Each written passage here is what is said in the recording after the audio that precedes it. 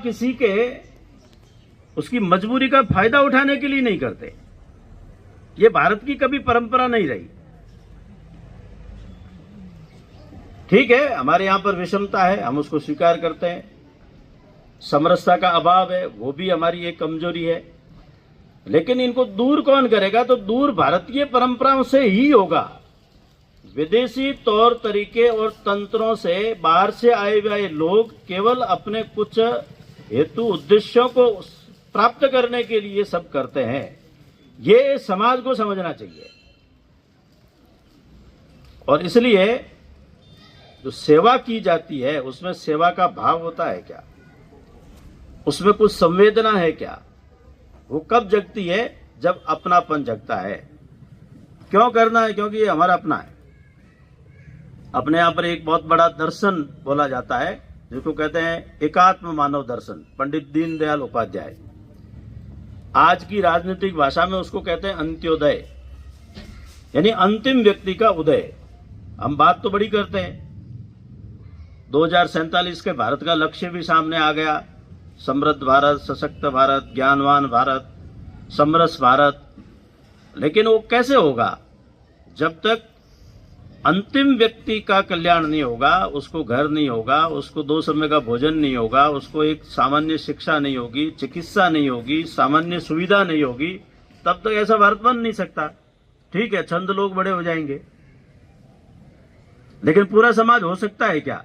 तो ये कैसे बने? ये संवेदना समाज के श्रीमंत वर्ग में जगनी चाहिए, जो भगवान ने जिनको थोड़ा अधिक दिया है, जो सक्षम है, वो भले पुण्य के नाम पर भी करे, दान के नाम पर भी करे, लेकिन कुछ न कुछ उनको समाज के लिए करने के लिए आगे आना पड़ेगा। और वो तब भाव जगेगा जब कहेंगे ये हमारा अपना है। और इसलिए जब हम बोलते हैं भारत माता की जय, तो भारत माता यदि मानते हैं तो सब तो सहोदर जैसे ही हुए। फिर ये भेद सारे त्याग करके ऊपर उठना चाहिए, एक दूसरे को साथ देना चाहिए।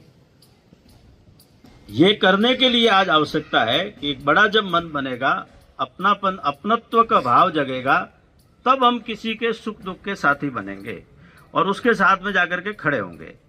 जब ये अपनापन नहीं होता है तो ठीक है, मुझे कुछ न कुछ करना है तो आदमी खड़ा होकर के कभी कपड़े बांट देता है, कभी भोजन का लंगर लगा देता है।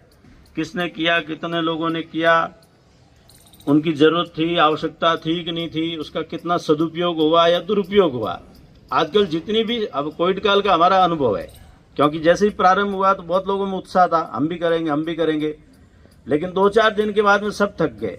सारा सामान ला करके कहाँ देते थे? संघ के कार्यकर्ताओं। भाई हमारे पास लोग नहीं है, हमारे पास कार्यकर्ता नहीं, कार्यकर्ता आपके पास है, बाकी हम आपको देंगे।